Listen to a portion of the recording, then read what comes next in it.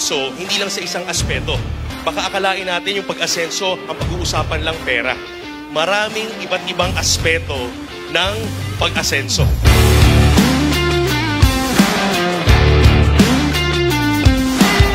Kaya po, as the CFO, isa po sa responsibility ko is i-make sure na steady yung cash flow, healthy, para bawat hataw ninyo, sulit, kasi every check a day, andyan po yung pinaghirapan nyo, waiting to be claimed.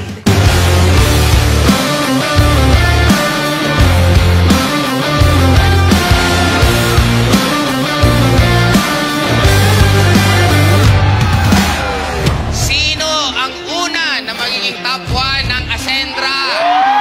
Saan ka nakakita ng kumpanya hindi pa nag-i-encoding ganito na karami ang tao?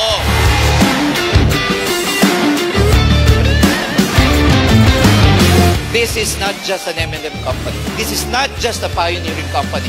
This is a movement. This is a mission. This is a solution company para sa maraming tao. Introducing Ascendra International, ang kapartner mo sa pag-asenso.